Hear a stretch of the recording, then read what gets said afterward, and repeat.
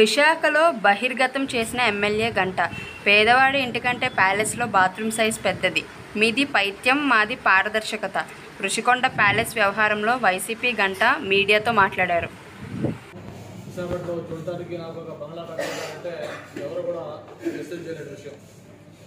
కానీ దానికి భిన్నంగా విశాఖపట్నంలో రాజధాని అని చెప్పి అసెంబ్లీ సాక్షిగా అమరావతి రాజధాని అని చెప్పని అంగీకరించి మళ్ళీ అధికారంలోకి వచ్చిన తర్వాత దాని మీద యూటర్న్ తీసుకొని లేదు 3 రాజధానులు, Visakhapatnam executive capital, Amaravati legislative capital, Kurnool judicial capital అని చెప్పని ఆయన మాట తప్పి వరం చెప్పి అక్కడ యూటర్న్ తీసుకున్నారు. సరే, దాన్ని ఎలాగూ న్యాయస్థానాలు అంగీకరించకపోయినా కూడా నేను వచ్చే ఉంటానని చెప్పని ఇక్కడ చెప్పడం జరిగింది. దాన్ని కూడా చూసాం మనం.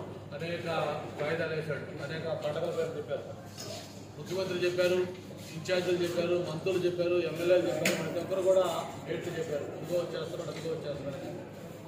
చివరికి ఆయన రాకుండానే ఆయన పదవి కాలం కూడా అయిపోయింది.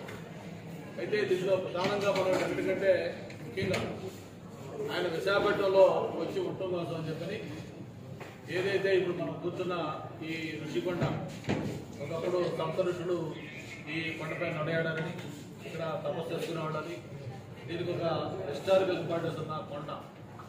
ఎవరైనా విశాఖపట్నం నుంచి బీలో బీచ్ రోడ్లు వెళ్తా ఉంటే వెళ్ళే వాళ్ళందరికీ కూడా పచ్చటి కొండ అందరినీ కూడా ఎంతో ఆకర్షిస్తూ ఉండేది.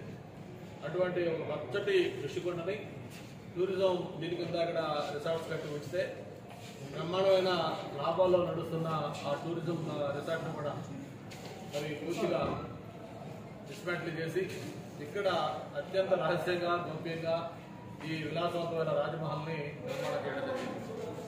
ప్రభుత్వం ఏదైనా ఒక నిర్మాణం చేసేటప్పుడు దాంట్లో రహస్యాలు ఉండవు. బహిరంగంగా ఆ బిల్డింగ్ దేనికోసం కడతా ఉన్నారు, ఎంత విస్తీర్ణత కడతా ఉన్నారు, ఎంత ఎస్టిమేట్తో కడతా ఉన్నారు, అందులో ఏం ఫెసిలిటీస్ ఉంటాయి, ఇవన్నీ డ్రాయింగ్స్తో సహా బయట డిస్ప్లే చేస్తారు.